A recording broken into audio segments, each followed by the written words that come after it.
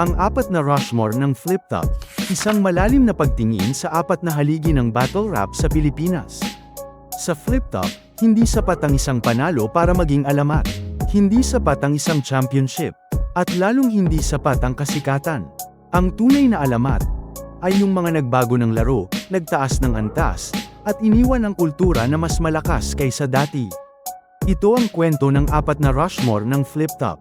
Sisimulan natin ito sa pinakabagong nadagdag sa Rushmore, na si Moth. Si Moth ay undefeated sa 2 tournament. At sa parehong pagkakataon, nananatili siyang undefeated. Ang sandata ni Moth na baliktaran lines at pagiging kalkulado sa linyahan. Laban naman kay Tipsy D na ang tinaguriang uncrowned king ng liga. Ahon 16 isang laban na higit pa sa panalo o talo. Sa panahong ito, si Moth ay kampyon na, pero siya pa rin ang itinuturing na dehado. Mas pabor kay Tipsy D ang laban. Kapag natalo si Moth, mapapatunayang hindi pa siya handa para kay Looney. Kapag natalo naman ni Moth si Tipsy, mapapatunayang malalakas lang talaga ang kayang tumalo sa uncrowned king. Ang laban na inaasahan ng mga tao matapos mag-call out si Tipsy D kay Moth, at nang may kasa at matapos na ang laban na natili pa din na undefeated si Moth. Hindi dahil sa swerte, hindi dahil sa crowd, kundi dahil sa disiplina sa sulat at paglabas ng A-game ni Moth similar sa kanyang isabuhay run. Walang filler, walang sablay na delivery, walang puwersahang bara. Matapos ang laban, isang malinaw na mensahe ang iniwan niya. Ang pag-call out sa hari ng tugma. Next ay walang iba kung hindi si Looney ang hari ng tugma at haligi ng industriya. Bago ang mga teknikal na labanan. Bago ang mga komplikadong konsepto. Bago naging analytical ang crowd. May Looney. Kung pag-uusapan ang tugma, siya ang gold standard. Hindi lang siya mahusay tumugma. Siya ang nag-normalize ng pagiging mahusay. Noong panahon na simple pa ang structure, ipinakita ni Looney na pwedeng pagsabayin ang lalim, musika, mensahe, at entertainment.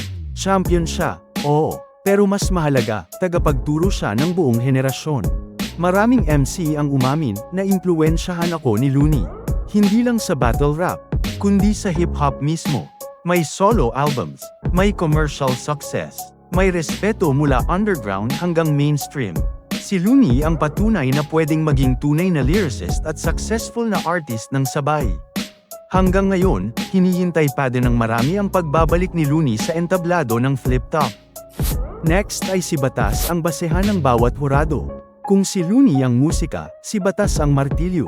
Walang arte, walang paligoy-ligoy, walang patawa kung hindi kailangan. 2 beses na kampyon, hindi aksidente, hindi tsamba. Ang lakas ni Batas ay nasa konsistensya. Diretso ang punto, malinaw ang galit, solid ang tindig. Sa bawat laban niya, ramdam mong handa siya pumatay ng momentum. Hindi siya nagpapasikat, hindi siya naglalaro sa crowd. Pinupuntirya niya ang kalaban. Sa panahon na maraming umaasa sa antics at performance, ipinakita ni Batas na ang seryosong sulat ay kayang manalo. Kung may textbook ng championship mentality sa Flip Top, si Batas ang cover page. Last but not the least, Balakid, ang henyo na binago ang pananaw. Hindi lahat ng alamat ay may corona. Si Balakid ay hindi 2x champion. Hindi rin siya undefeated, pero siya ang dahilan kung bakit hindi na pwedeng maging tamad ang mga MC. Si Balakid ang nagpakilala ng conceptual na rounds narrative-based battles, mas malalim na tema kaysa simpleng insulto sa laban niya. Parang may binabasang thesis ang kalaban. Hindi siya madaling ma-digest. Hindi siya pang casual viewer. Pero ang mga tunay na nag-aaral ng battle rap, alam nila, kung walang Balakid, iba ang tunog ng Flip Top ngayon. Hindi siya laging nananalo sa scorecard, pero panalo siya sa impluwensya. At minsan, mas mabigat ang impluwensya kaysa tropeo.